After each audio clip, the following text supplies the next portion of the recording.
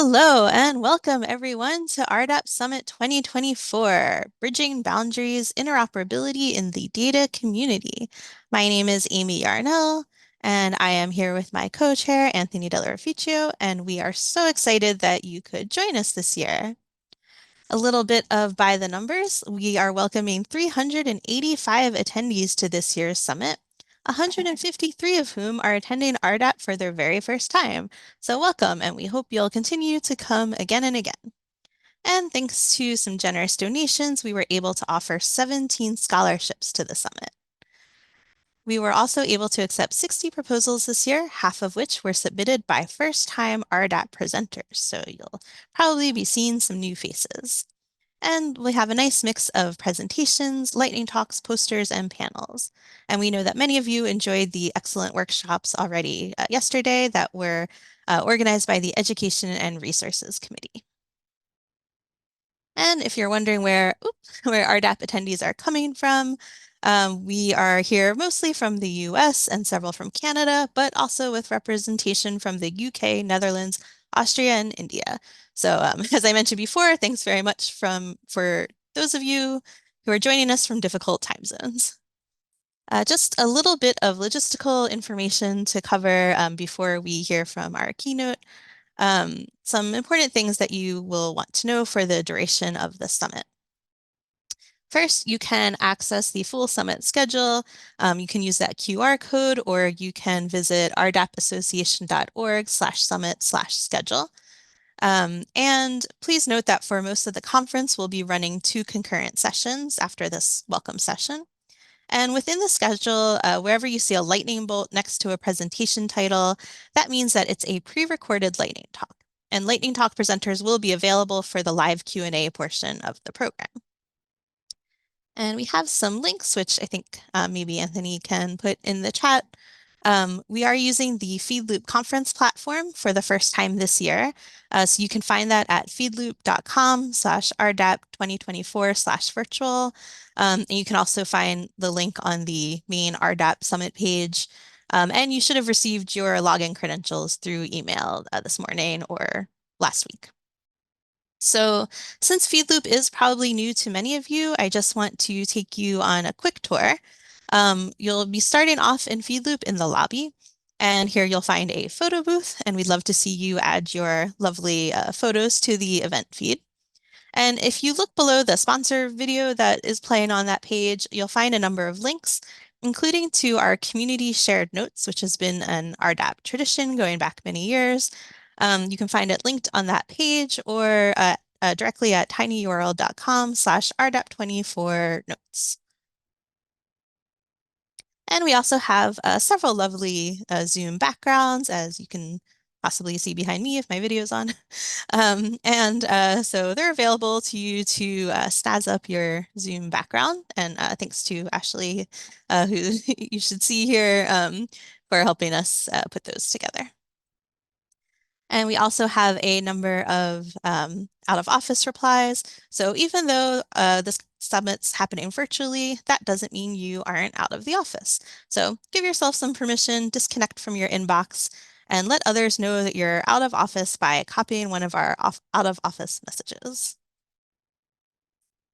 You'll also find linked on the lobby the code of conduct.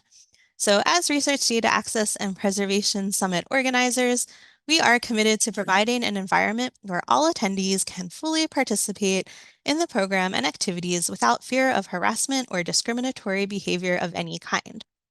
The RDAP Code of Conduct applies to all spaces managed by the RDAP Summit organizers, including but not limited to the summit, workshops, and community forums, such as the email list.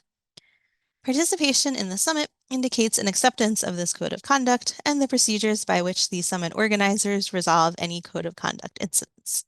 For the full code of conduct, see rdapassociation.org/code-of-conduct. We also will have code of conduct helpers in each session of the summit, and they'll be identified as such in Zoom. So Lindsay is our code of conduct helper right now, and you can see that they've indicated their code of conduct helper. You can also reach out directly in Feedloop to contact Lindsay or any of them directly. You'll be able to identify them in Feedloop as well. And you can also use the email or the incident report form, which again are both in that list of links on the FeedLoop lobby. So some other quick things to point out about FeedLoop. You can see an overview of the schedule by visiting the Schedule tab. And we do have a number of social events this year. This afternoon, after the session 2A and 2B, you can join us for the new members and first-time attendees event. And we'll also have some social time to kick off the summit tomorrow before the sessions, and tomorrow night we'll also have a game night after the last session. So those should be a lot of fun. So you'll probably be spending a lot of your time on FeedLoop in the Sessions tab. Once a session becomes live, you'll find a Launch Zoom button, and you'll be able to join a session, just like now in the desktop Zoom app. And you can also find the direct link to the Zoom in the chat for that session. Each session has a little plus sign in the corner of it, and if you click that, it'll actually add the session to your personal schedule. We have a number of wonderful posters for you this year. Each poster will be presented in one of our 2 synchronous poster sessions, one tomorrow and one Thursday. And you can view the posters ahead of time by filtering the Sessions tab for poster. Each poster is available to view as a preview, and there's also a downloadable version in the files portion of that session. We'll be having, during the synchronous poster sessions, each poster presenter will be available to answer questions in their own breakout room, and you can choose which poster to visit by clicking on the breakout room's icon, join a breakout room, and then click on the join button next to the poster's title, and you'll be able to move between breakout rooms in the same way. Oops. Oh, too far. So we also hope you'll visit our channels tab. This is our discussion board section. And I think we've seen a few discussions already starting to go. These chats are unfortunately text only, so we can't really share some fun pictures, but maybe you can work on your creative image descriptions. And you can resize the chat window to have more of the space available for chatting. 2 important channels to know about are the Ask the Organizers Anything or tech support if you're having any issues with Zoom or FeedLoop. You can also use the help menu in the left-hand navigation to find some FeedLoop support articles. If you prefer more one-on-one communication, you can visit the networking tab. So you can direct message any attendee, and you can also use filters to quickly find our code of conduct officers and volunteers and our tech support volunteers. If you miss a presentation or want to go back and watch, have no fear. We've asked presenters to archive their posters and slides in the RDAP Summit OSF. Many are also available in FeedLoop within the Files section of that session's page. Recordings of presentations will also be shared on the RDAP YouTube page. There are a few presentations that won't be available in recordings, so just look for the recording symbol to know if a session will be recorded. And we are partnering again this year with the Journal of eScience Librarianship to publish a special issue featuring work presented at the summit. Be on the lookout for the call for submissions, and they'll also be looking for write-ups about the summit itself from attendees. And as a last bit of logistical information, we need your feedback to make each summit better than the last. We listen to the feedback you give us, and so this year we tried to incorporate more and longer breaks into the day, and we also tried to make sure the community notes are easy to find. We'll be sending out a post-summit survey looking for feedback, but if there's something you want to share with us immediately and don't want to forget, you can use the form linked in the lobby. And now I'll turn things over to my co-chair, Anthony. Great, thank you. I want to say a special thank you to all of our generous contributors that help support RDAP. We have our warmest thanks and appreciation, and we hope that you know how much your support is valued by this community. I want to thank the Center for Open Science as a constructor level sponsor. And thank you to the connector level sponsors. Those are University of Wisconsin-Madison Libraries and Dryad. And thank you to our convener level sponsors, University of Illinois Library Iowa State University Libraries, and Cornell University Library. We're also able to award a number of scholarships to attend the conference this year, and we thank the support of Elsevier and to Joshua Fidel, and to the generous donations of many of the members who contributed a donation as part of their joining this conference. Congratulations to all of our scholarship recipients, and we hope that you enjoy this conference. If you'd like to connect with any of our sponsors, you can find them in Feedloop. You can look for them in the Exhibit Hall tab. It's on the left-hand panel. You'll be able to chat with them and get more information about what they're doing. So this summit would not be possible without the work of many volunteers, including many of the attendees who are here today who stepped up to help with moderating sessions, to moderate discussion boards, provide tech troubleshooting. It allows us to put this conference together with more concurrent sessions available than we've ever done before. Special thanks to our RDAP committees. Literally all of these committees contribute to playing some role to making this conference happen. So thank you to the website committee, sponsorship, marketing, membership, DEIA, education, publishing, and to our executive board. The leadership means a lot to getting this conference off the ground. And last but not least, a real big thank you to all of our conference planning committee members who do so much work to make this happen. We're thankful for everything that you've done to pull this conference together. And we just want you to know how much we appreciate all of your work. Hope that you also get to enjoy this conference. So thank you very much. And now I'm going to pass this off to Ashley Thomas, who's going to introduce our keynote. But first, we have a video from one of our sponsors. Amy's going to bring that up.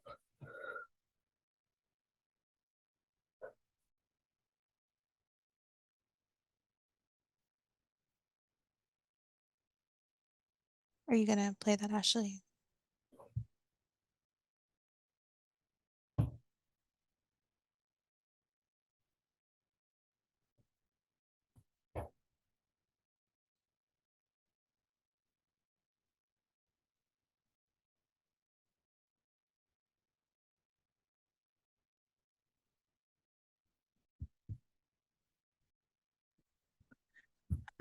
Amy, do you mind playing it? I'm sorry.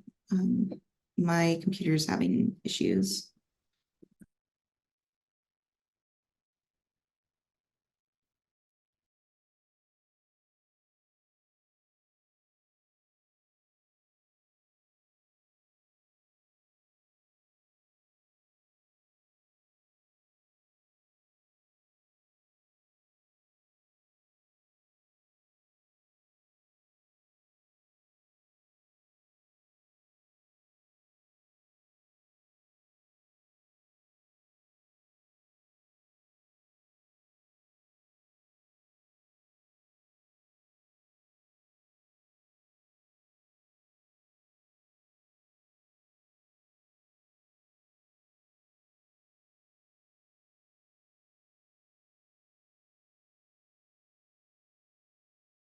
And increase visibility of institution-affiliated research.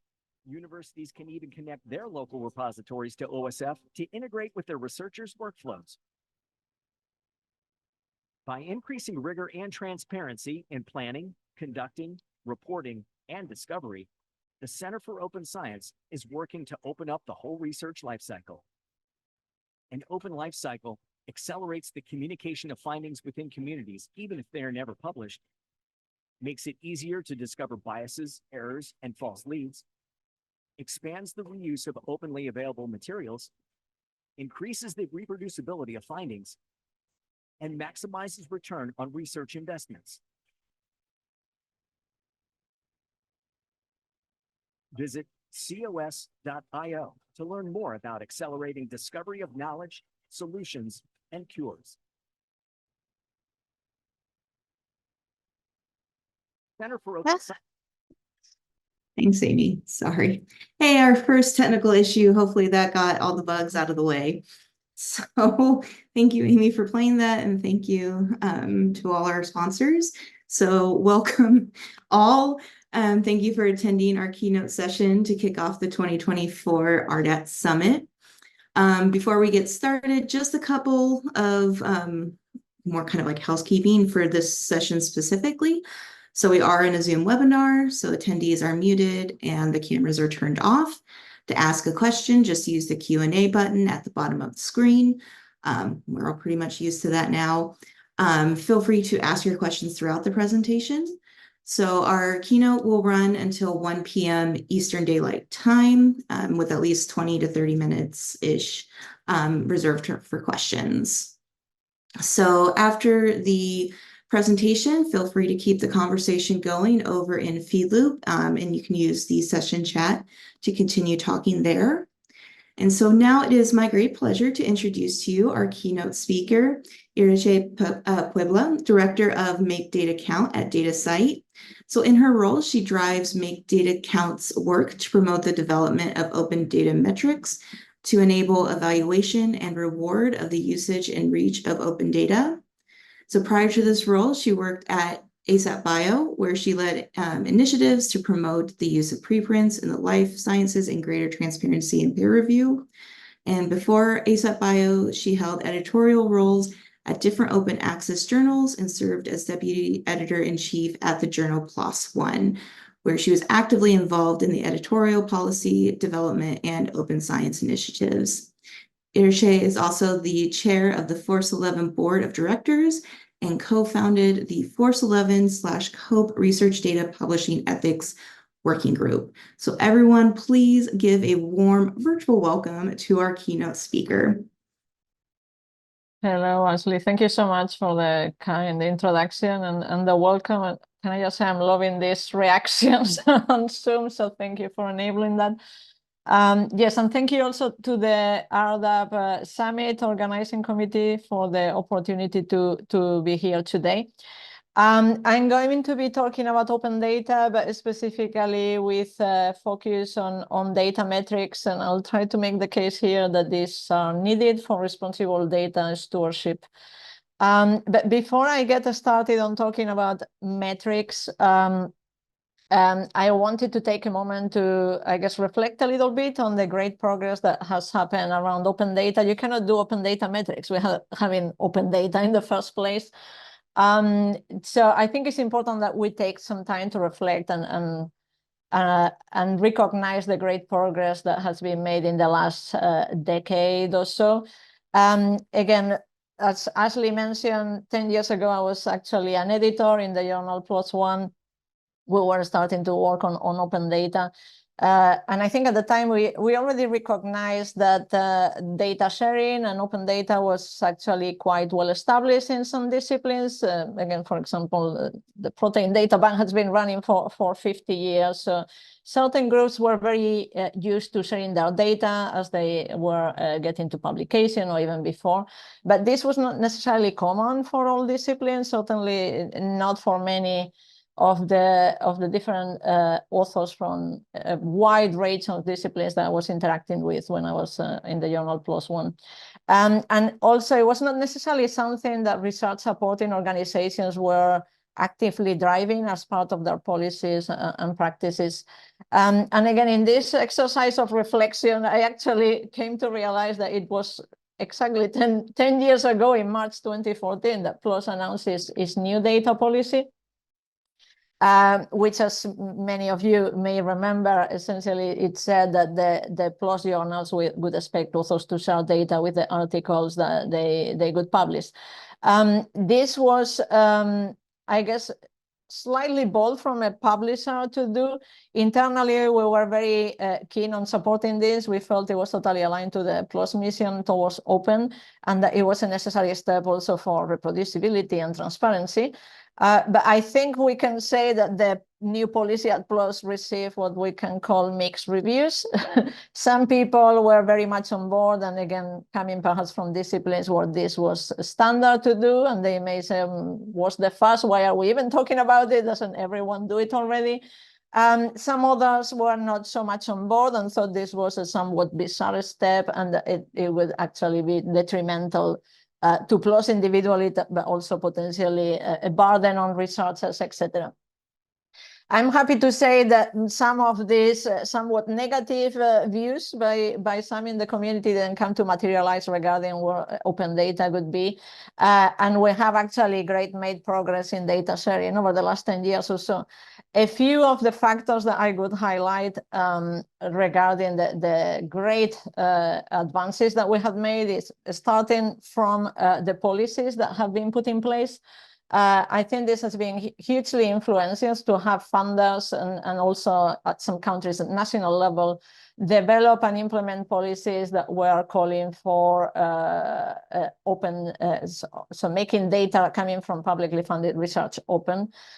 This has come from many settings, so it's not individual to one country or to one discipline. I think we've seen many getting interested in driving that adoption. I would highlight, particularly in the US, I was very happy to see the OSTP so-called Nelson memo calling for access to federally funded research. I mean, obviously, there is a big aspect of the Nelson memo about access to articles, but it had a specific point noting that it also expected data to be shared, which I think it was important in terms of signaling the importance of data specifically in the context of that memo. So this has been very influential in terms of driving different communities, not only to become more familiarized with sharing data, but also, again, the adoption aspect of it. The other area that I would highlight in terms of accelerating progress here is that we've seen huge progress in infrastructure available to share data, to preserve open data. Also, in many cases, repositories and platforms that provide curation to, again, enrich the data sets, make sure that the metadata is as much quality as we can. And also, importantly, the fact that infrastructure has also developed to respond to the needs of different communities. Some disciplines did raise in the context of, again, policies that were coming and requirements that were coming up, that they may be working with sensitive data that couldn't be shared openly. We also now have repositories and infrastructure that allows control access if there is any issues regarding the need to provide oversight for access to data. Repositories that allow depositing metadata at least, so if the data itself cannot be shared, let's have information around that and increase transparency.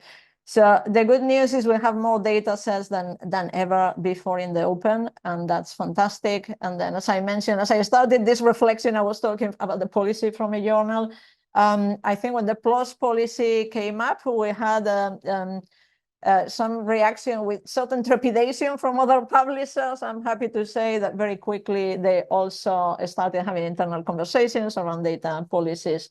And it's now quite common for publishers and individual journals to have data policies in place. It's not yet the norm across every journal. There is a wide diversity of journals, of course. But I would say this is much more common than it was 10 years ago. And this has also been a step that has greatly accelerated how many data sets we have in the open, because again, there is this particular step at publication where journals can encourage that practice of sharing the data for their articles across authors. So that's fantastic. But I think we should also reflect on whether we are where we would like to be for open data. And the answer is that there is still some work to do, really. We've seen a great increase in adoption, but we are not at 100% and not certainly across all disciplines and sectors. And I was mentioning how important journals have been, but again, some of the data policies don't necessarily require the sharing of data. So we may have situations such as data availability statements that say what you see on the screen, where essentially the authors may say that they will share upon reasonable request. That's obviously not the optimal practice from my perspective, but I think data availability statements serve the purpose of increasing awareness and were useful at the time when all of this was new in the context of publication, but probably time has come to move beyond this.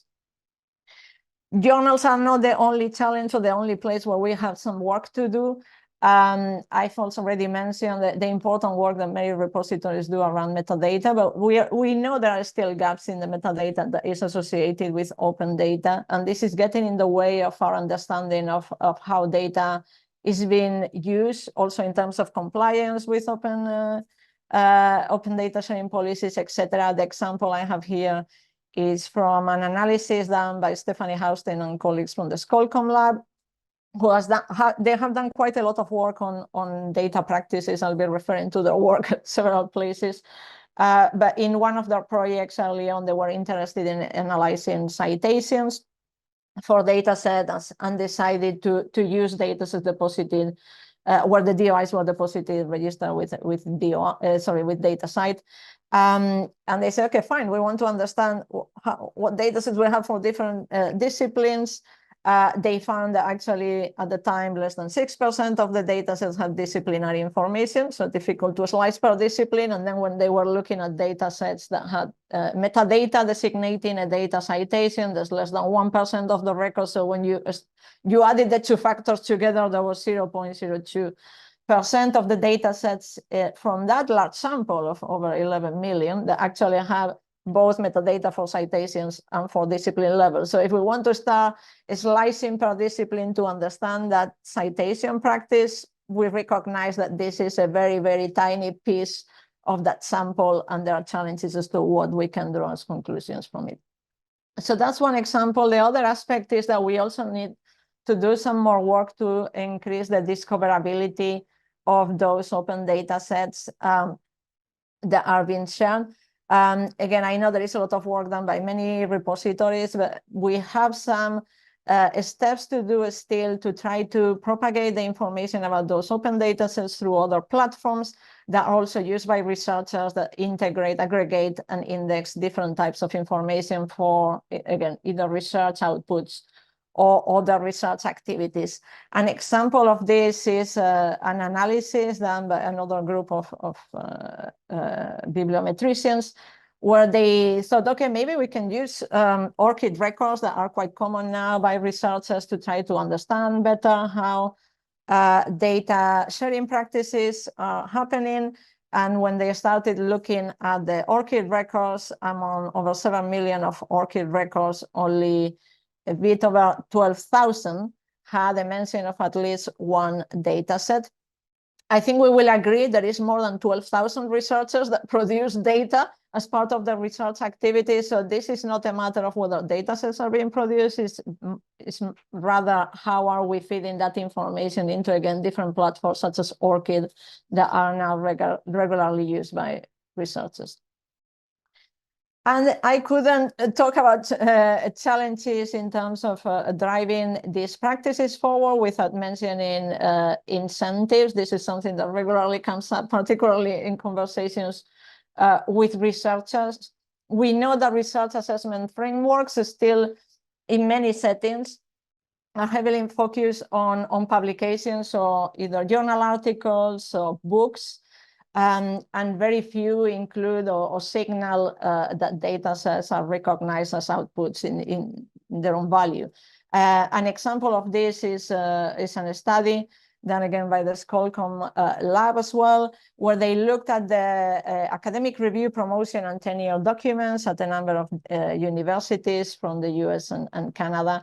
And as you can see from their summary, data was only mentioned in a minority of the records that they looked at, and in particular for research-intensive universities, of which they included 57, only 9 mentioned data specifically. So even though there may be intrinsic expectations that data sets can be included in this type of review, I think that it is really a deterrent unless we signal very clearly that data sets are going to be counted, are going to be evaluated. And this means that when we talk to researchers, sorry, I think I skipped one briefly. When we talk to researchers, the way they see this is that, again, they are very busy and have to make choices as to where they put their time and priorities. And they see data sharing and tracking what happens to the data sets that they share, and they make openly available as something that is not rewarded and therefore not something that they are going to prioritize versus other activities that they feel may bring them more credit. So I guess that the point I'm trying to make really is to say that we've done great progress in enabling data access, and a lot of community efforts have developed that support practices for ensuring access to data. But I think it's time now that we have built the tools and the practices and the support to make open data available, to start looking beyond access and go into the evaluation of data usage. It's time that we turn our attention to this, because we need to understand whether really open data is being used. We've been telling researchers, please share data. This will enable reuse and drive further discovery and research activities. We need to start building evidence on whether that is happening, how our data sets being used, by whom, as part of these research activities, and also into policy decisions. This is important for a couple of reasons. At the individual researcher level, this is going to create incentives for them to share that. It's going to make that data sharing rewarding and increase the practice of sharing more. So this is important from that perspective. But beyond the individual researcher evaluation, I think we need to get this information about data usage also for our collective knowledge about research activities, and so we can make informed decisions on what are the best practices that we want to continue to develop for open data, and also importantly, make sure that the usage of data as its own output is also considered as part of funding and policy decisions. Essentially, I think there is a big piece of information that is missing currently in those considerations. So in order to support this evaluation of data usage, we need data metrics that are transparent and responsible. And this is really the motivation for the Make Data Count initiative. Ashley, in the introduction, mentioned the initiative a little bit, but I wanted to spend a few moments telling you a little bit more about it and what we do. Make Data Count is a community effort with the goal of promoting the development of open data metrics so that we can enable the evaluation and reward of research data usage and impact. And eventually what we want to move towards through these activities in support of data metrics is to get to that world where data sets are valued as outputs as part of all areas of the research ecosystem through evaluations, communications, research activities, etc. To work towards this effort, Make Data Count has three main areas of work. The first is that if we want all of this information on usage to come to play, we need the infrastructure that is going to make it possible to capture that information. And this is where DataCite as an organization has played a key role in the Make Data Count initiative by developing open infrastructure that supports those efforts to collect that information that will help build metrics. We also believe that metrics should be developed with and for the community. So we have been engaged with a number of community efforts around developing best practices and standards for data usage. We also do a number of advocacy efforts and outreach to increase awareness around data metrics and support adoption of the different practices and tools available around data metrics. And importantly, we believe that any matrix should be contextualized and that we should use the evidence that is being developed through bibliometric studies to inform that contextualization so that we can make the metrics as useful as possible for as many users as possible. And we have done, again, collaborations with bibliometricians, and I'm happy to explore other collaborations using, again, DataCite, open metadata, or other tools that we may be building to support those bibliometric studies. I've now mentioned data metrics several times, so I thought I would spend a few moments just outlining very briefly what we mean by data metrics. In this context, we talk about meaningful and contextualized quantitative or qualitative measures of how open data sets are accessed or utilized. There is a wide range of uses of data. So here we see this as something as of a plural. We include different measures of usage of data. I have mentioned there a few where there has been perhaps more work done over the last few years. This includes citations, so formal references to data as part of a scholarly work. So, for example, in the same way that authors will cite other articles that they use to write their manuscripts or their reports, they can also include formal citations to data sets that they have used as part of their work. And another area where there's been quite a bit of community effort is around collecting information on views and downloads of data sets and also normalizing those counts across platforms. Again, I recognize that there are many ways in which researchers and others use data sets, and that there may be other measures that are being essentially we are collecting information for now, or that may develop in the future. And I think that's something that we should keep an open mind about, and encourage, again, the further development of different measures as they mature. Something I wanted to also highlight is that even though the infrastructure for data metrics is relatively young, if we compare this with all the tools and platforms and systems that we have in place to collect information on how journal articles, for example, are used, there's been quite a bit of progress in this area, and there are many ways in which now we can leverage existing workflows and platforms to capture information on both data citations and views and downloads. DataCite specifically has workflows to allow its members to register data citations when they are registering DOI metadata, and has also entered a collaboration with Crossref so that both organizations have this joint service called Event Data, where they store links between different research outputs. Again, that may include links between data and other outputs collected through citation metadata coming either from DataCite or from Crossref if this comes from the article metadata.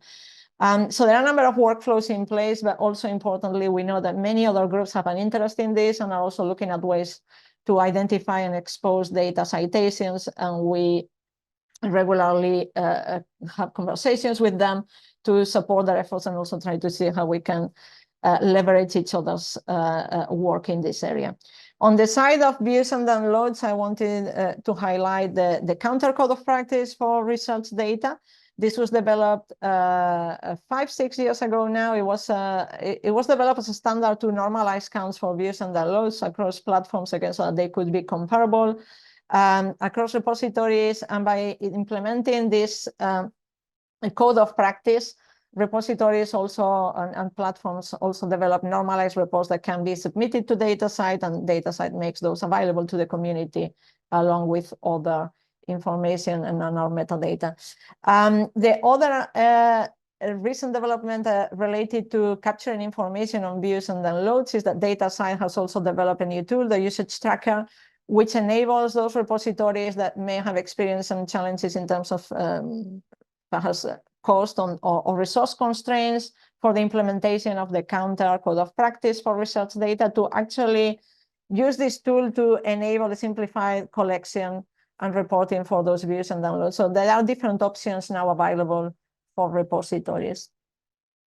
That's the technical part of how we have systems in place to collect some of this information, but there is also important community and cultural infrastructure that has developed over the last 10 years to help us move forward with best practices around data usage. I started the talk reflecting on the last 10 years, and actually this is also the 10th year anniversary of the FOSS 11 data citation principles, which I think was a pioneer in this area. It provided the principles for the format and persistent and different elements of data citations. And I think it was very important that it signaled that data citation should be created in a manner that are not only easy to interpret for individuals, so for the reader, but also machine actionable, so that we could start collecting this information programmatically and at a scale. Make Data Count has also worked with other community efforts that are looking at data usage from different angles. We've participated actively in the RDA data usage metrics working group that develop recommendations aligned to make data count practices. And more recently, we have also been collaborating with the generalist repositories that are part of the Generalist Repository Initiative. The GRAY Initiative is a project supported by NIH, that aims to develop consistent practices around generalist repositories, and recently we worked with them to develop recommendations for data citations specifically.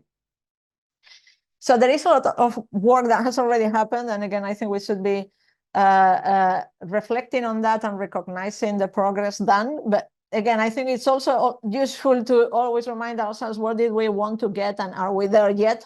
I don't think it's going to be a spoiler alert that we are not there yet. I'm going to be diving a little bit more into the example of data citations. Again, I recognize that there are different metrics that can be used.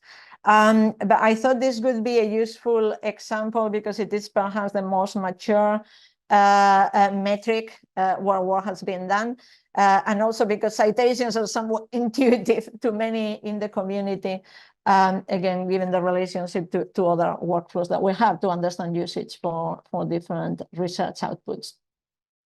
One of the benefits of data citations is that they are a useful signal of data being used or reused. Again, for example, a data set may be viewed on a platform. It tells us that a researcher or a user found that relevant in some way. It doesn't tell us that it was used. Citations go that a step further.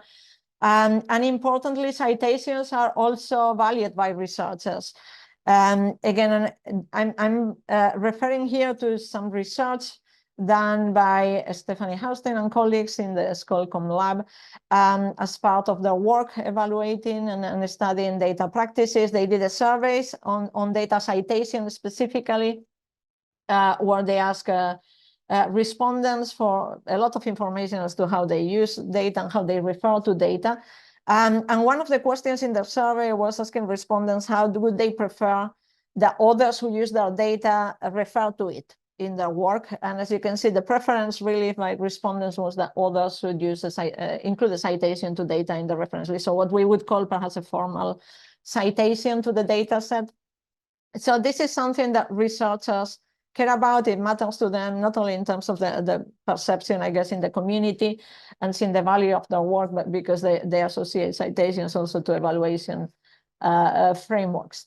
The other benefit of citation is that, as I mentioned, there's been quite a bit of work in developing workflows that are available now for repositories and publishers to collect and report citations that they may have.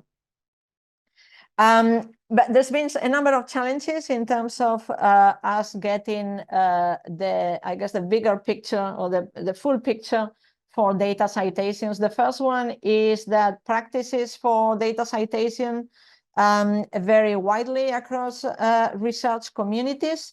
Another of the questions in this survey on data citation practices also asked respondents how they were referring to data sets that they are reusing when they are writing, for example, a paper or other outputs, how they refer or reference data sets when they are reusing those. And as you can see here, they found that there are many different practices in the spectrum. For some, in majority of cases, they will include a citation to the paper that mentions the data, or even the citation to the data set itself. And for some other, the answer was actually, I may just mention the data set in a footnote.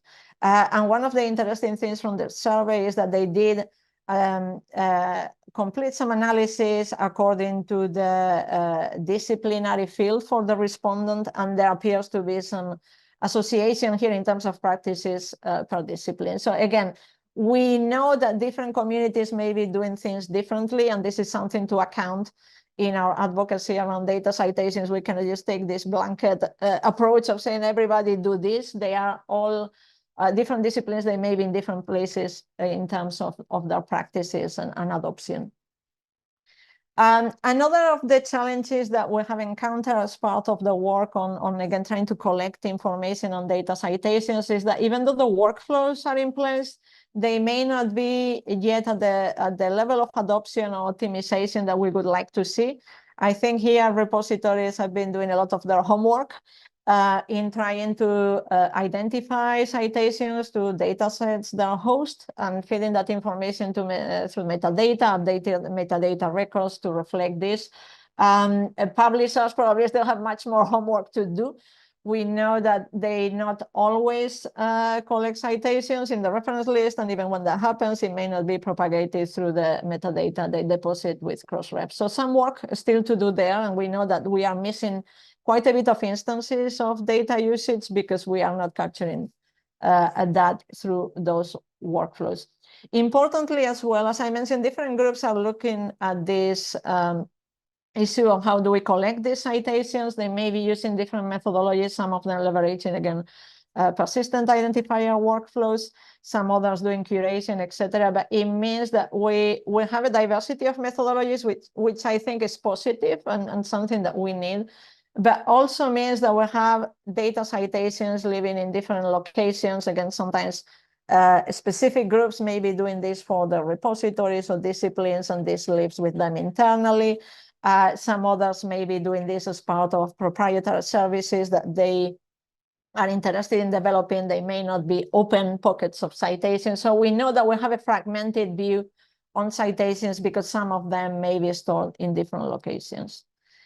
And then we also know that this means that through the different challenges and the fact that it's a fragmented ecosystem to a certain degree, that we are having to invest substantial resources, particularly by institutions and repositories who are interested in collecting this information for, again, for their purposes, to show the added value, to show compliance with open policies, etc. They are investing a lot of manpower and hours in trying to collect this information or making comparison between different sources of data citations.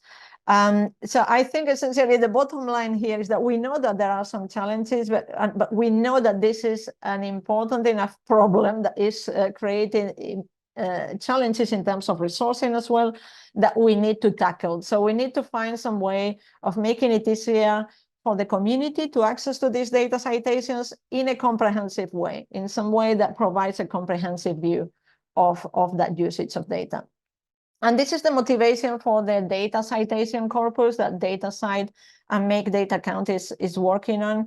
The idea behind this is, again, to address the different challenges I was outlining and to develop a comprehensive resource that incorporates citations from different sources. So again, these pockets of citations that I was referring to, and bring them together into a centralized resource that will be publicly accessible to the community. The idea is, again, to align to open principles. This will be an open resource. There are a couple of aspects to this project. One is the technical infrastructure needed to enable that ingestion of citations from different sources, and also the tools that we are going to be working on to make that information available to the community. But importantly, another key element for the success of the project is the community infrastructure aspect. We want this corpus to have the broadest coverage that we can for data citations, and we know that this requires collaboration with the different groups that are already working on the same problem. They may have citations themselves that they can contribute. We need to find the ways to collaboratively as a community bring that information together into this resource. So again, important to highlight not only the technical side of this project, but also the community collaboration effort that is going to make it a success. So as a first step into this project, which we started last year, again, thanks to generous support from the Wellcome Trust, a key aspect for us was that, again, we knew that we're not capturing all of the instances of data usage through the formal citations that are coming up in the reference list of articles, because often researchers may mention data sets in the text, or because the journals have a specific guidelines for us as to where researchers can mention those data. So we were interested in exploring new ways of finding those mentions to data in the text of articles, because again, we know those are instances of actual reuse. We knew that that's already happening. And the other aspect of interest for us is that DataCite obviously works through DOI infrastructure. We think DOIs are very powerful, but we also recognize that we are in a diverse ecosystem. There are repositories that are well established in certain communities that use accession numbers, and that we were not capturing together with the data citations for data sets with DOI, the same type of information for accession numbers.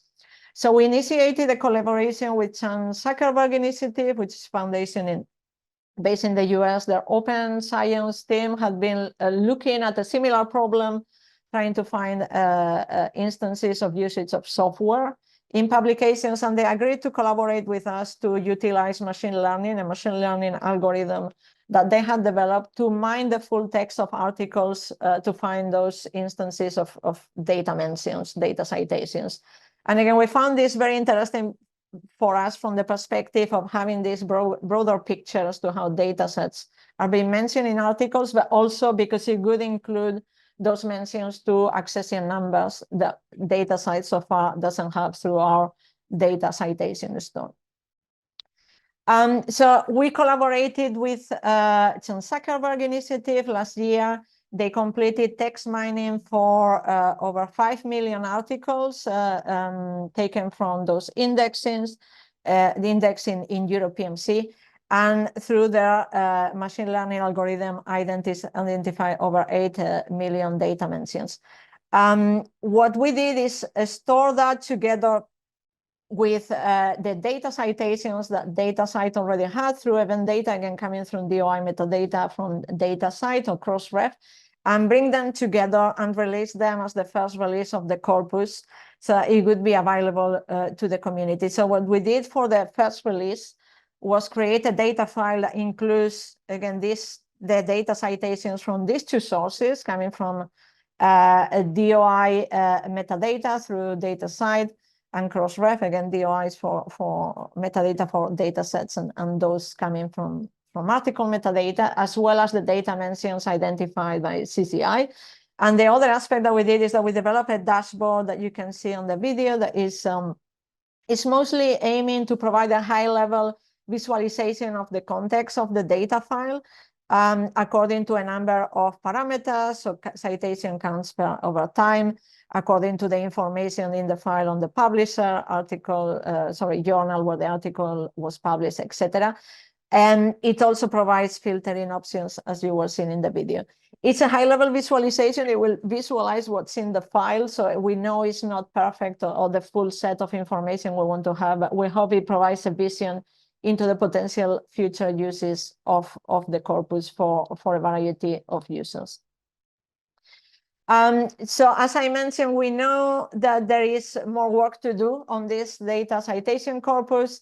A few things that we have in the pipeline that we would like to address is that our collaboration with Chan Zuckerberg Initiative was the first time that leveraged machine learning to identify those uses of data. We know that the model is also not perfect as any model.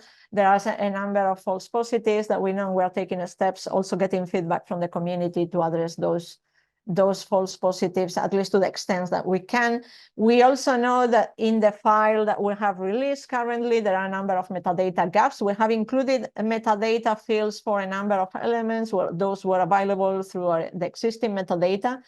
But we know that there are gaps, for example, what I mentioned earlier about disciplinary information, and also because the machine learning model mostly identified the relationship between a mention to the data set and the article, but there was no enrichment on other facets associated with the data set. So that's something that we will also look to work on to enable further uses. The second aspect that we also know that we should be working on is the fact that we work with Chan Zuckerberg Initiative on this initial step. We were very interested in having accession numbers. But we know that the exercise was quite focused on biomedical fields, also because that's an area where there are many repositories using accession numbers.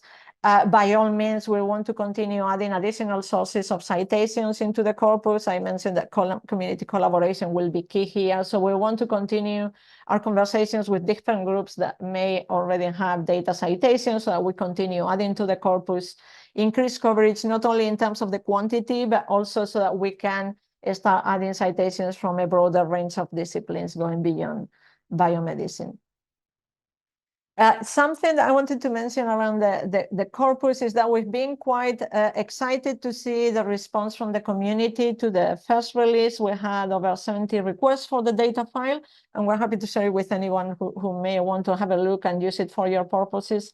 I just highlighted here the wide range of roles and community members and also ideas for how the corpus can serve their purposes that we have received from the community in response to this release. We've been hearing from bibliometricians and meta researchers who are doing a number of very interesting studies trying to better understand data sharing and reuse, and they hope that the corpus will give them some information to fit into that. A lot of requests as well from representatives from libraries and institutions who want to better understand, again, citations for data hosted at perhaps at their institutional repositories, or because they want to get this broader picture on the impact and the reach of the outputs of their institutional members and faculty members, so that they can incorporate that into their assessment reports.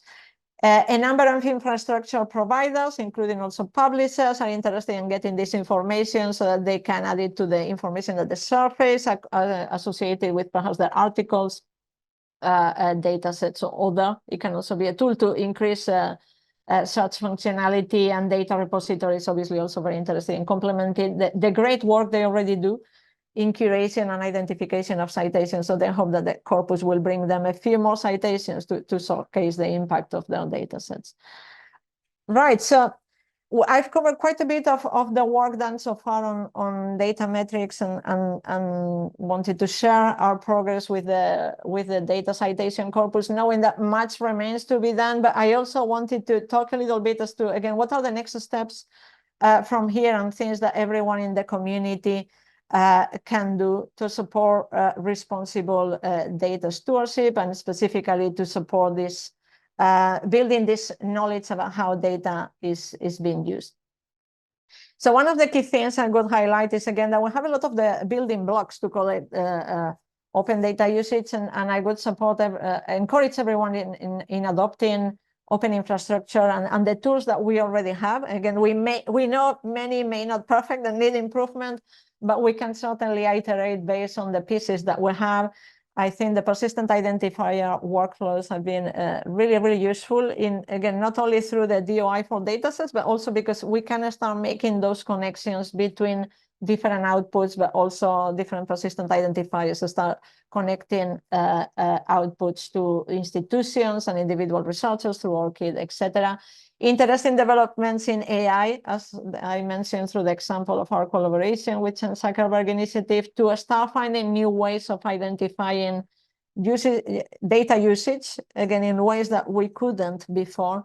And we hope that as we move ahead with the project, the data citation corpus will enable this aggregation at a higher scale than it was possible before. Also, a call to further support community standards. I think it's important that we not only think about getting more information on how data sets are used, but also that we put steps in place to normalize, to understand what are the methodologies that we are using to count citations, to count views, to count downloads, so that we can make a comparison across platforms in meaningful ways. Again, we have best practices in place for repositories and publishers that we can leverage towards that. Also encourage everyone in the community to start using this information. We have now tools also to expose this programmatically for those that are interested in having this information at scale, but also for individual users. An example is DataCite has built a portal, DataCite Commons, that allows searches for data sets using DOIs and will provide information on citations and views, etc. So we can encourage researchers and those who support them to leverage that information, and in the future also the citations from the corpus to start making use of that usage information that we are exposing as part of their own reports, perhaps, so again, their own CV, that type of information. I also think it will be important that we work on the aspect of incentives. Important to come back to this. I think the stars are aligning in this respect.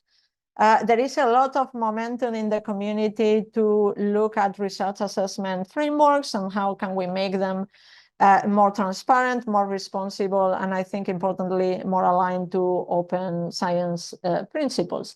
A lot of activity in this space. Obviously, DORA has been in place for over 10 years, but I think the efforts that are taking place now through Helios Open in the US, as well as the Coalition for Advancing Research Assessment, COARA, which is mostly currently composed of European universities, but COARA is open to anybody who can endorse their agreement and work within their frameworks. I think these are examples of how institutions can come together to discuss these important items, and I think this will bring tangible change in how research assessment is done. And from my perspective, a key element of this that I would like to see is to see open data very clearly represented in the future frameworks that will be implemented.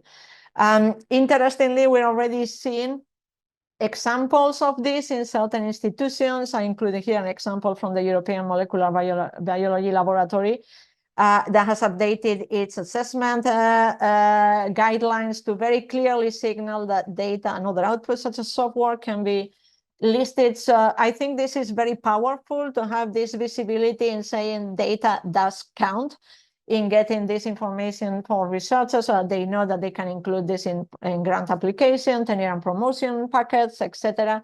And something else that I could highlight here, and we've been working with a number of collaborators in this space, is in trying to encourage also that essentially this should go beyond just signaling that institutions and funders care about this, and actually making sure the expertise for data contributions is embedded in the review process as part of the presentation in review committees, the feedback that they provide to applicants, etc.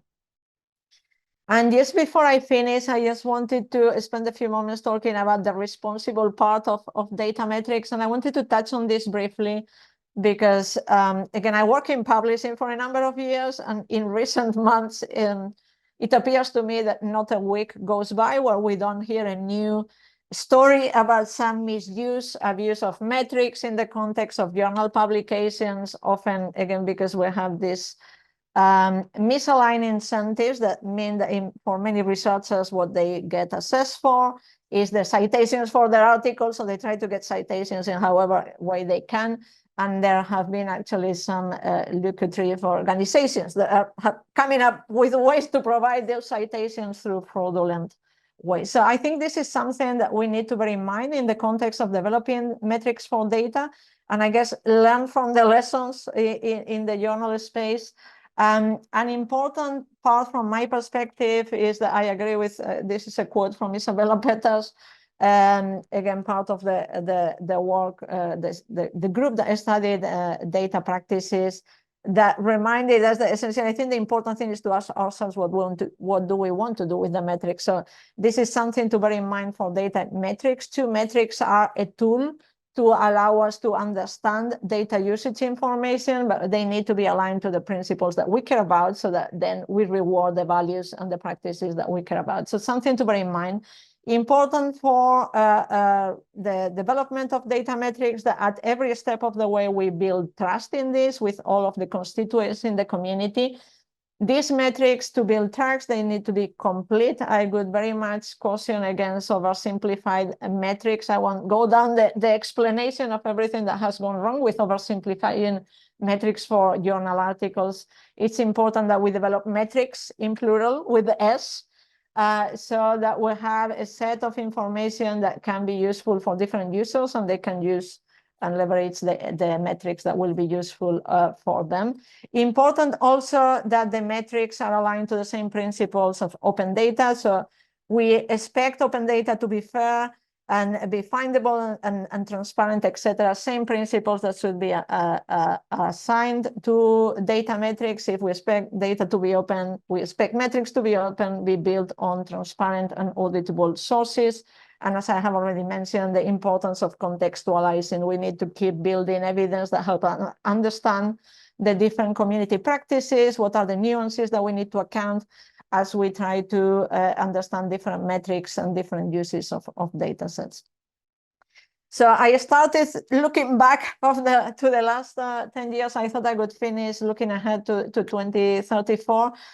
To me, one lesson, again, when I think back as to where we were with open data 10 years ago, is that maybe there was not community consensus, but we built on the motivation from those in the community who cared about this and felt it was the right thing to do, and that it didn't need to be perfect for the starters, and we should just go in iterative steps. And I think that's a lesson we can take for how we move ahead with metrics. I think that what I would like us to do in 10 years, if we have another session talking about metrics in 2034, is to look back and say, okay, we've made progressive understanding how data are being used. We importantly are also understanding how this is happening across different communities. We're understanding what data sets are not being used, who is not using data sets, how can we help them? And again, let's not let perfect be the enemy of the good, iterate based on community input. I think this is something that is already taking place. There is a shared acknowledgement of the need of this work, and I believe it must happen in order to ensure that we deliver responsible stewardship of data. So yes, very briefly, so I wrap up and make sure there is time for questions. If you would like to know more or get engaged with Make Data Count initiatives or work on the data citation corpus, I encourage you to fill up the form that I linked through there. You can tell us if you want to hear more, how to get engaged. If you want access to the file that we have currently, very happy to have a conversation with you about that. We're also very happy to collaborate with those of you who are doing fantastic work on trying to collect more information as to how data sets are being used.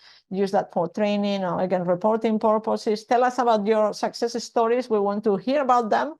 We want to amplify them. I also want to hear if there is anything that we should be paying attention to that we are not at present, because we are happy to support community efforts. We also run a number of events to convene those in the community with an interest in metrics and data usage. So I invite you to attend our webinars, and importantly, we hosted a Make Data Count Summit last September in the US and are planning to do another one this fall. So I encourage you to come to that and attend that in person if you can. A few other links there, if again you would like to know more. We have a number of resources on the Make Data Count website, as well as our Zenodo community, and we also have a mailing list where we share updates through our newsletter. So I encourage you to join if you want to be the first one to know once we have updates on our existing projects. And yes, very briefly, we will also have a perspective piece coming up soon, later this month, at the Harvard Data Science Review. I've drawn a lot from that perspective on the items that I discuss here, so I encourage you to take a look at that when it comes out very soon. And with that, thank you so much for your attention, and looking forward to the questions. Thank you. Thank you so much. That was a great talk, lots of good information. Thank you so very much. This was very great. Thank you for answering all those questions, and thank you to our audience for being so thoughtful with your questions and for participating today. So quickly, as we're wrapping up, because we are about 30 seconds over time, we now have a brief 15-minute break before we start our next session. Please note that the next set of presentation sessions, session 1A and session 1B, are concurrent. They will be in new Zoom links, so please exit this webinar. You can find the new Zoom links for the sessions that you wish to attend in the Feed Loop Sessions tab. So thank you again, everyone. Thank you very much, Ira for your presentation, and have a wonderful summit. Thank you so much. Thank you.